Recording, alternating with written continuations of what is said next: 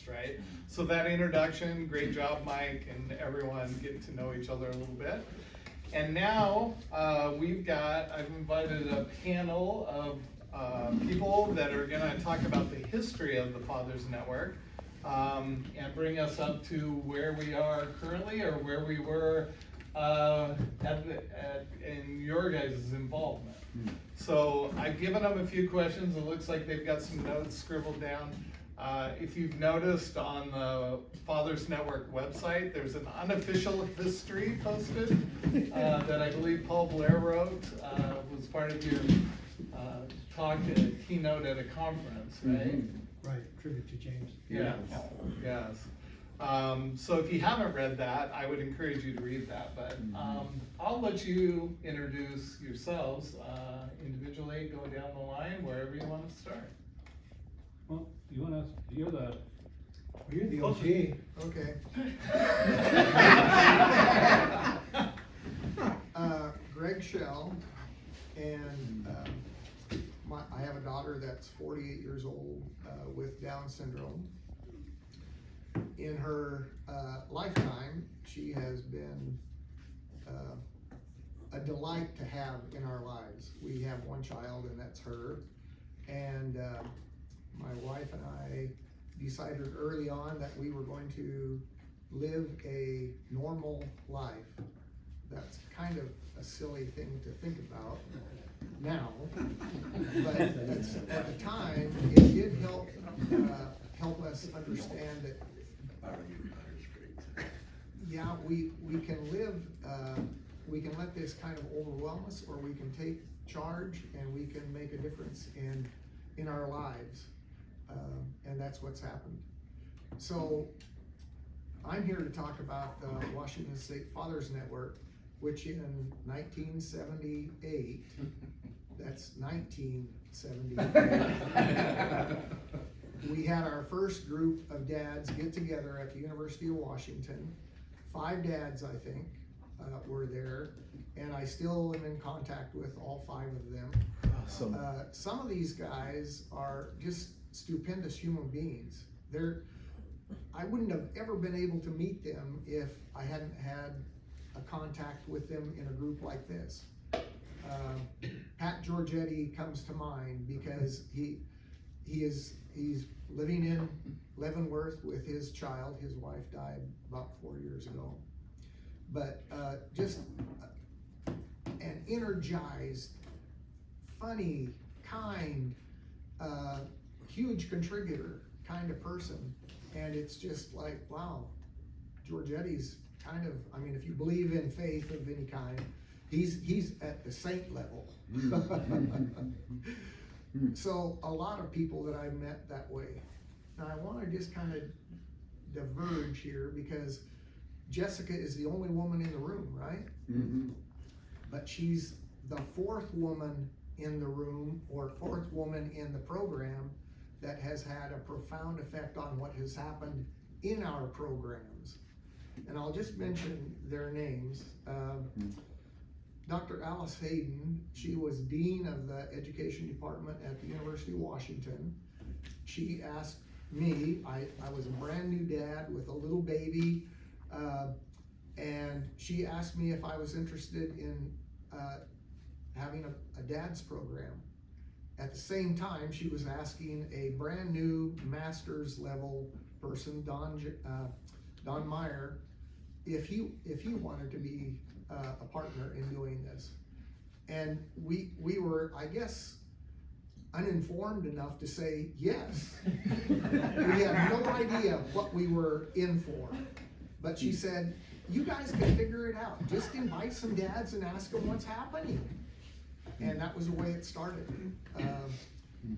We were at the University of Washington for several years, and I want to get these years. Some of you may have different years because they're half years or odd years or something else, but this is the way I I want all of your notes at the end. So 1978 was our first group, and that went until the springtime, and then there was another gap before we started up in the fall again. But that first group of dads told us a whole bunch about what dads were interested in and how we had to start forming the program, much like what I think is going to happen today. One of the things that we did that was really kind of important for us at that time, all of these dads had children in the experimental education unit at the University of Washington. So they were all either toddlers or babies, but they brought their kids to the program. And there wasn't a child care, it was dad with kid. And we were doing that kind of experimentally just to find out if dads would even participate if we did that. And it really was a very fun thing to do, because we started learning about the difficulties of our partners in doing everything for a couple of hours for our children. So that didn't change until we came to Marywood, which is now Kindering, of course. But even at Kindering, we had child care for a while that took care of kids, and then it was dropped because of the expense or some theoretical reason for not having it anymore. So that was 1978 to 1978 to 1981, and Dr. Alice Hayden, she was an elderly woman at the time. She was about 70 at the time, and I don't want to demean anybody that's 70, but at the time she seemed to be, she had given her whole life to Thanks, Greg. to this program. And 2 years later, a woman arrived, and I'm not kidding. This woman, you walked in the room and you knew you had a tiger in front of you, because in that first meeting we had with her, Dr. Rebecca Fuel, she had come from Vanderbilt University to be the continuing dean for the program for all of education at the University of Washington. And she learned about Dawn and I because we were just there welcoming her and that kind of thing. And she came up to us and she said, "I want to talk to you as soon as possible. How about tomorrow morning at 7:30? And we thought, well, maybe the program's going down the tank, because we got paid $50 every meeting, and we thought that was beaucoup bucks. But we had the meeting, and she said, you know, you're the only ones that are looking at dads that have children with special needs in the whole United States. And we said, wow, maybe we could get more money. 75 of you. So she said, I have an idea, and if you're willing to do this, we'll do this together.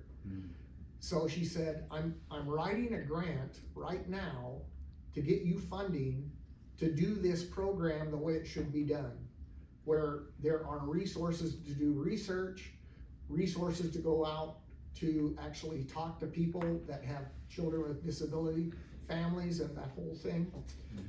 So anyway, within about 6 months, she got this grant from a federal grant for a 3-year study of dads, and we ended up looking at siblings and at grandparents, and then we developed programs for all 3 of those, 2 of which still exist, the father's program and the sibling program. There were just so many things going on at that time that I can't include right now because of time, but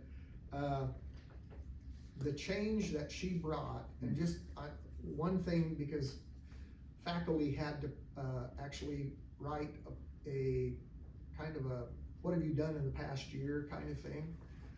Well, her thing ran 10 pages, and a typical professor would be maybe a paragraph, but it was like, well, I did 10 books, we submitted 12 or 22 articles for publication in professional,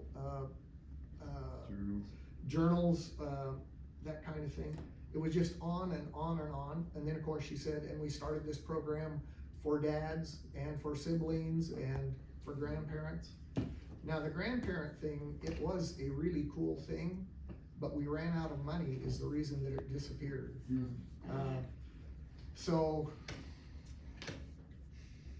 Okay, so that's Alice Hayden and Rebecca Fuel.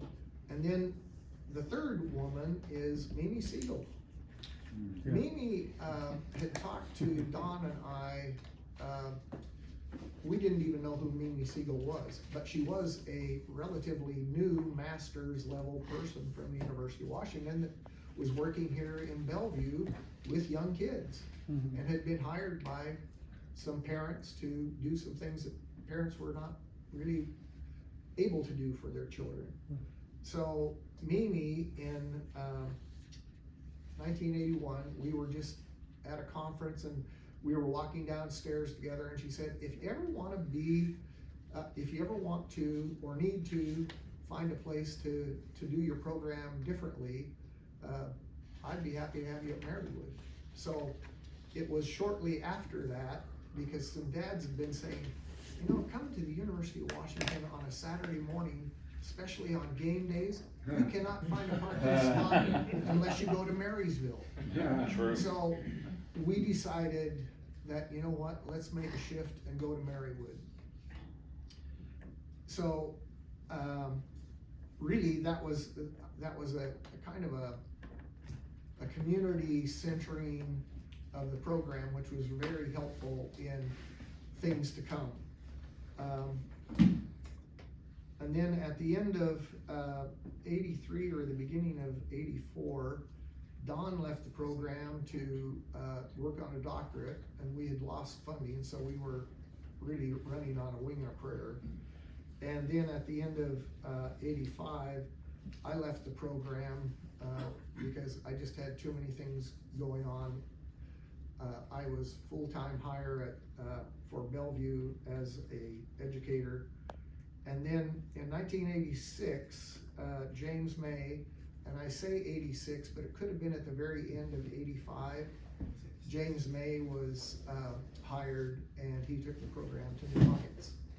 Now, I'm going to be just a little bit out of sync here, but in 2006 to 2015, I came back at the invitation of Mimi, because James had quadruple bypass surgery, and he wasn't able to do the program anymore, although he stayed with it, and we loved him being there. So, okay, so you understand how old the program is. Actually, it's a rich program, a very rich program, and it's what happens, the richness is measured by what happens inside dads' heads and hearts, really. That's the whole reason for being. Thank you. Yeah.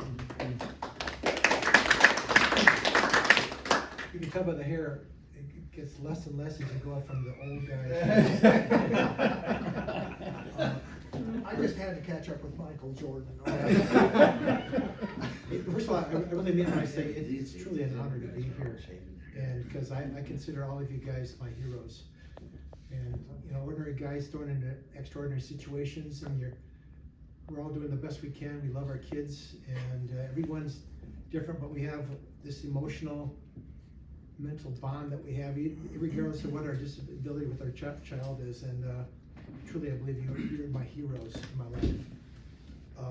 As Len said, I'm Paul Blair, and my wife Mary Jane and I are blessed with 3 daughters. My youngest, Emily's 35, then Rachel's 37, and our oldest daughter would have been 41. It was Sarah. She was born with a super rare disorder called hypomelanosis of Ito, which for her resulted in some pretty profound cognitive delay. I say she would have been, because she passed away in 1990. And just to show you the powerfulness of this group, is that a word? The power of this group, I'm still involved in the group, and I have been since 1986. And it was in '86, and I'll kind of pick up where you left off. '86, my wife said, "You're going to this meeting." And she didn't ask me, she said, "You're going to this meeting." I go, "What meeting is this?" It's at Wood School, which is now Kindering Center. A bunch of guys talking about their kids with special needs. Because my wife was kind of, what's the best word to use?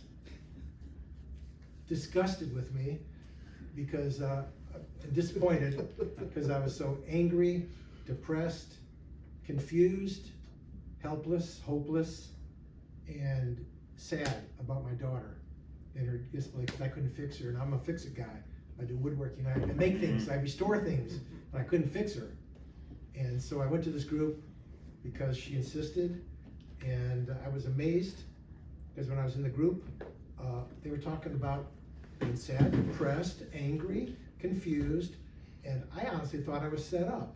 It was run by this guy named James May, which you heard about, and at the time, another fellow, Paul Egley. They were co-facilitating, and James, some of you know James, some of you don't. He was I've mentioned this before, he kind of looked like a combination of Moses, Sigmund Freud, and Jerry Garcia from the Grateful Dead. And he had all those personalities. Yeah, and I got sat there because I didn't say hardly anything, because I went around the room and I just listened. I'm a great listener. I don't want to say too much. But I went up to him afterwards, and I was kind of mad, because I thought my wife had called him ahead of time and said, "You guys talk about this." In an accusatory voice, I said, "Didn't my wife call you and tell you what to discuss?" And he just looked at me like, "What are you talking about?" And I went through all these things. All these guys are talking about these things, and this is the things I was thinking about. And I can't believe that it just happened to be the same. And he said, "No," and he just kind of chatted with me a little bit and kind of smiled and said, "Come on back to the next meeting." And little did I know that was the beginning for me. And I can honestly say that the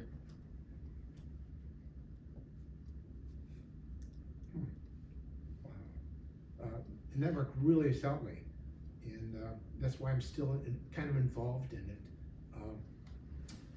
I started in '86 with James. James was hired in October of '86, so I started, I think it was November of '86 at that meeting, and I was involved for, I don't know, 1 or 2 years, and then Paul Egley, who co-facilitated with James, said he'd like to step aside, and so they asked me, "Hey, do you want to co-facilitate with James?" And I said, "Sure." I'd gone to the meetings, and I was sold. This is my place. This is where I should be, and because I felt so much at home with the other guys. And so I had the privilege of co-facilitating with James for the Bellevue program at Kindering Center for about 15 years, something like that, 13, 14, 15 years. And then in '83, James had gone to a meeting, national conference in Virginia. And at that time, James was involved with a program called National Fathers Network, which was kind of, he had a national grant, and he was setting up all these fathers networks like we did at Kindering Center across the nation. And he happened to be, I don't believe in coincidences. I think coincidences are there for a reason, and I think it's kind of God's way of acting anonymously. And he happened at this meeting in Virginia, 3,000 miles away from Bellevue. He happened to sit down to next to this woman. He introduced himself, she did, and she said, "I know what you do. You go around the country creating all these programs for men who have kids with special needs." And James was kind of surprised, and she said, I'm Kathy Chapman, another woman. I'm Kathy Chapman. I'm the director from the Department of Health in the state of Washington for children with special health care needs. And boom, it began. She said, "Hey, would you like some seed money to do what you're doing across the country, and you're doing the Kindering Center? Could you do that in the state of Washington and create these programs in the state of Washington?" And so that was in '93, and then in '94, the Washington State Fathers Network was born. And that began the whole thing. And it's kind of interesting, some of our first meetings, where James came to me and said, "Would you kind of help me get this thing going?" And I said, "Sure, but what is it?" And he tried to explain to me, and I kept, "Okay, but what are we going to do?" And I still remember the steering committees meetings. The very first ones, before you came on, Mike, and everything, we had a guy, Robert Peretz Rosales, he was from Olympia. And every meeting, Robert would go, now, what exactly do we do? What exactly is this Washington State? It was very interesting meetings we had.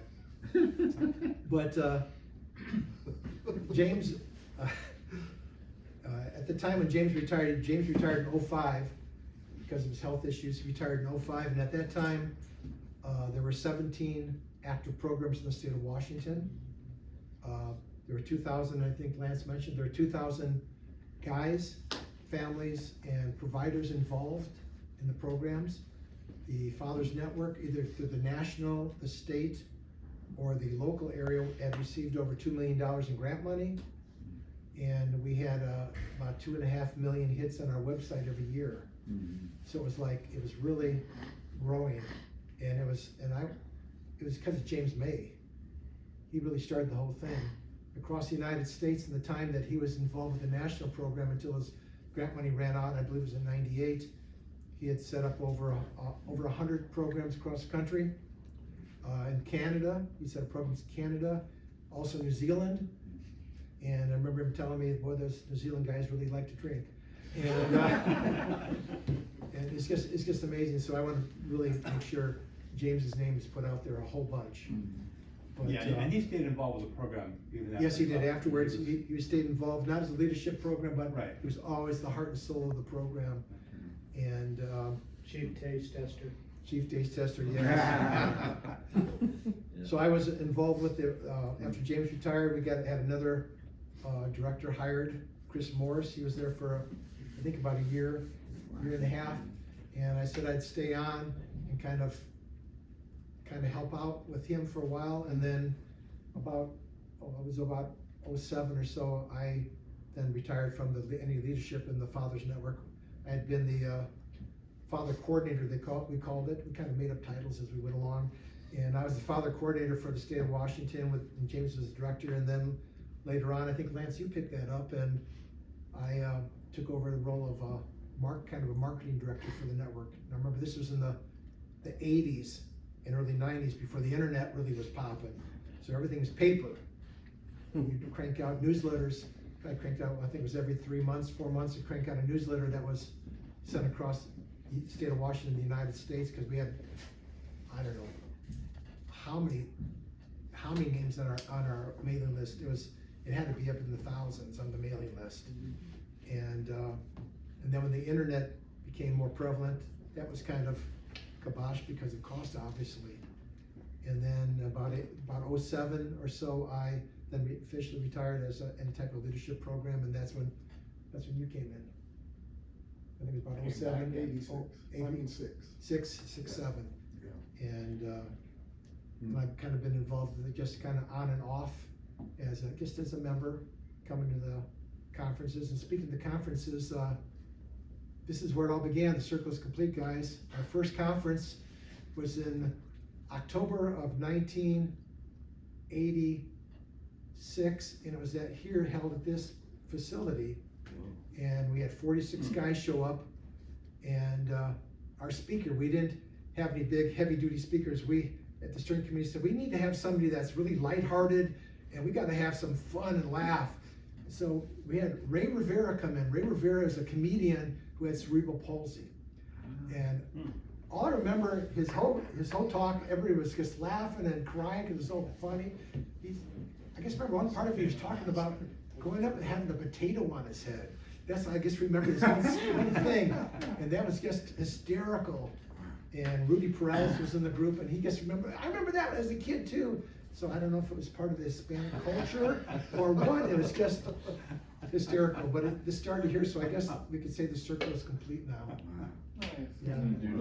I remember we even had a breakout session in the weight room, sitting on the bench press benches and everything like that, because we didn't know how many guys were going to show up really. Yeah. But yeah, 46 showed up. Nice. Yeah. Well, So, thanks that's to kind Lance of- for insisting we come to the same place. Now I'm beginning to find meaning in that. I gave him several options, and he keeps pushing me back to Highland Center. Now I can do the connection. I see the connection. No coincidences, yeah. Yeah. So, all yours. Okay, well, I'm Louis Mendoza. I was the director of the Fathers Network. Greg retired, and they brought me in. So I was there you retired in 2015? Mhm. So I guess that's when I started, because I couldn't remember when I started exactly. 2015. And I did it until 2022. That's when I left. And I'm gonna be really short, because I know Lance had sent us some questions. Yeah, We we haven't got gotten to time, the we got questions yet. time, we got flex. Got plenty, so I won't get too long. But when Paul started talking, he said that you guys were his heroes, and that reminded me of a quote that I really like, and I just pulled it up really quickly. Dads are most ordinary men turned by love into heroes, adventurers, storytellers, and singers of song. And I think that's talks a lot about how you're just a guy, and then suddenly you become a dad, and it just does something to you. And it's what you guys do with your kids and with your families is just amazing. So yeah, you are heroes. And Paul also mentioned how he was his first meeting, and how he was pulled in and he thought he was tricked. And I remember the very first dad that I met in the Fathers Network told me that he came because his wife locked him out of the house. He said, "You're not coming back in the house until you go to this meeting." That's made it right through. And so, you know, he went to the meeting, he thought it was great, and he became very involved.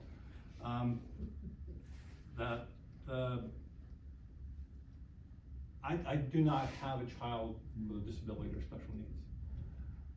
And so that, I think, based on the history of who was leading the network and the dads who ran it, I think you guys probably, when I came on board, people were going, well, can this guy relate or not? And I hope that I fit in. I felt like I fit in. And I really learned a lot from the dads, from the members of the organization, and the work that the Fathers Network did and does is so important in the community. And I really felt like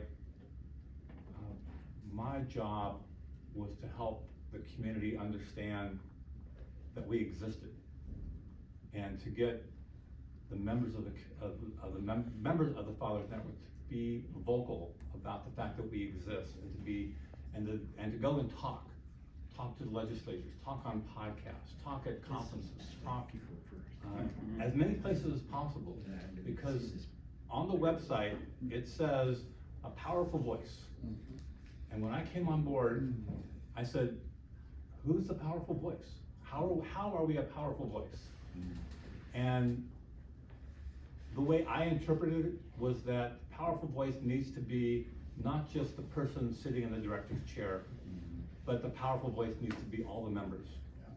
And get those members out talking in the community, because it's so much more impactful when you actually have a person, a dad, can go to speak in front of a legislature or at a conference or to a group of parents to say, this is what's happening with my family. And it's important that you hear my perspective as a father in that family. And because, as you all know, things tend to be mom and kid focused.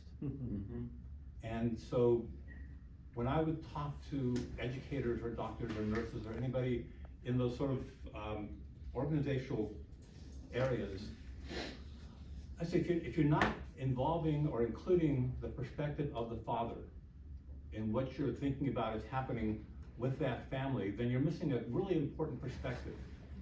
And you need to include that, otherwise you don't know what's really happening with that family. And so that was, you know, one of the things that I tried to do in the job, because I really wanted that powerful voice to be heard. So anyway, I'm gonna stop there and we can get to the questions. Louis, you came in, you inherited a program that had many years prior, and you brought your own, personality, priorities to that. How was it, taking over at that time and taking the Fathers Network in a direction that might have been a little bit different than historical? Yeah, actually, when I came on board, Mimi was in charge of Kindering, and when she hired me, she said, I want you to take the network in a new direction. Because I don't know what that direction is, but I want you to do something new with it. And so she gave me carte blanche. She said, you know, go out and make this something that it hasn't been. So it was a bit challenging because I didn't know really what it had been yet. And I had lots to learn. Repeat, rinse and repeat.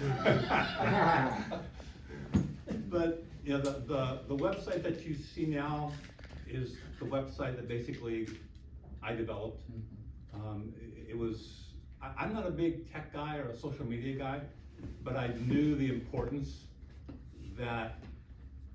I knew how important it was to bring us into the new technology space with a really efficient website. And to get us involved in social media. And so I got us really involved with Facebook. And I got, Nelson, I think it was one of your dad's move guys. John? Yes. Yeah, anyway, he was really good at Facebook. And I didn't know anything about Facebook. And so I worked with him quite a bit. We got us involved in social media. At first, I would feed him things and he would post, and then eventually I just started doing it.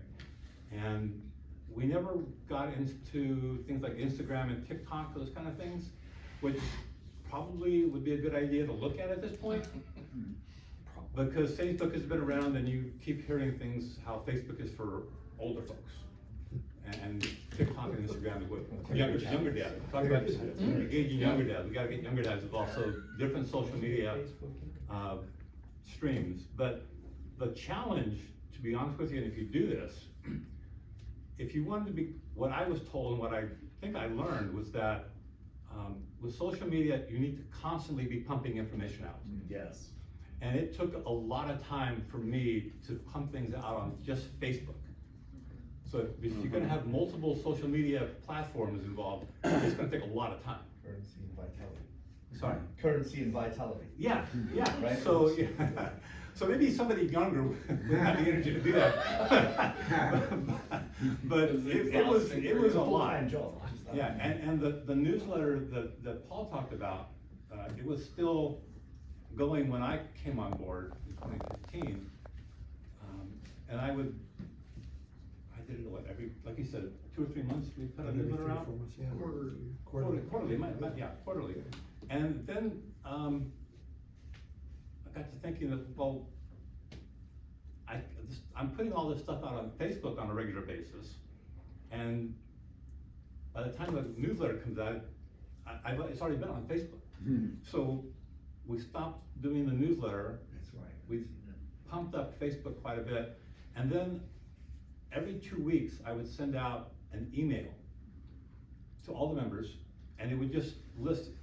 I would get a lot of things coming across my desk about things that are happening in the community, whether it's a conference or a resource that would be available to families or to dads. And I would just, every 2 weeks, I'd gather all that information up and I'd put out a newsletter, an email. And that took time, you know? So, you know, those were kind of some new things we were doing.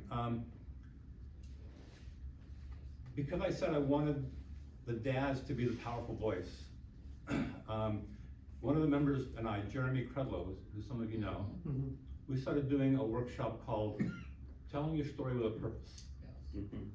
And that had to be really well received, and we would do that around the state on request. And we had some regular customers that, you know, they say every year they invite us back to do it. And it was a good workshop, and it basically was designed to teach someone. Our original intent was to have it just be fathers. As you know, fathers are difficult to engage. They just are. No. You know? It's one of the things that I learned, and I think, we can get into we can get into that in more depth later if you want to. Yeah. It really is an important part of the future of the network. How do you really engage dads? Right. Oh, I have a suggestion. Yeah. Just talk to the moms, the spouses. There is actually truth to that. I have worked with one spouse in the Navy, and then I crossed over, and now I got the whites as a co-worker or spouse. And so I've had that multiple times. You know, Tell their wives to lock them out, they will go. When he was helping me transition to the job, he says, most of, or at least a lot of our members come because their spouses or wives told them to do that. Yeah. Yes. And so that was always something in my mind, is to work through the Yes. spouses, the moms. But wouldn't it be better for people to know how to come to their own expectation than having to be coerced into doing it? Yeah. Right? Yeah. As a goal. I mean, I was a single dad. I searched it out, and I would have been one of the dads that would have went into that support group with all moms. You know, just looking for that. So. Yeah. And I don't intend to take over the story from Louis, but I know when I joined 4 years ago, Louis was still with Kindering. And one of for me, what I loved, what I wanted most, the direction I wanted to push the network was, let's recruit younger fathers to sustain the flow. We have older ones that are so committed because they learn all the benefits, that I wanted that shift to younger dads. And I know I had that conversation with Louis around, now what is it, where are the younger dads getting their information? It was social media. And he was pretty open with me. Look, I'm not a tech guy, and I said, even for me, tech left me behind. I know what my kids can do, I can do half of that on with all this Instagram and so on. So we were looking for avenues, and I know if you remember connecting the story, if you remember when we were hiring Matthew, there were two key shiny points. When he was younger, he said he was pretty good in all the social media platforms and has a skill set in telling stories. That was what get me sold. I thought, okay, that's what we wanted. But we never also got the right definition. We never also get to a point to define what strategies are we going to put in place to engage and commit younger dads. Mm-hmm. So I think that, hearing what is the thought process in this room around that would help our strategy going forward, because the population structure, the way of life of people has kind of shifted due to different reasons, economic reasons, the kind of work. When COVID hit, a lot of things have shifted from where people traditionally would meet in a conference room and have a lot of engagement, to now where people are mostly, let's go virtual. And what does that mean for the network going forward? Yeah. I'm just throwing out those big questions because those were some of the conversations I had with my team in terms of where do we take the Washington State Fathers Network next. But yeah, thank you. And Luis was, I was amazed with the number of things he was able to do, even though he was apart from Facebook, but he was constantly sending emails, and there was a lot of partnership with different other networks who wants to send information to publish on the website, or who want to connect and say, this is what we are doing. We are doing this particular workshop or forum. I think that's also an avenue to, an inroad to reach out to many other dads. Right, yeah. So we're gonna get into the conversation, we're gonna split up into breakout sessions and have some of those brainstorming about where do we go from here. I think that's some good seeds for us to think about before we do that. But I wanna thank the panel and then just open it up for anybody if you've got any comments, questions of the panel before we go into breakout sessions. I want to tap into something Mustafa said, because I think you would think that Kindering, being an organization that serves birth to 4-year-olds, you would have a lot of young dads, and there are a lot of young dads there. But it was hard to tap into those young dads who were part of Kindering.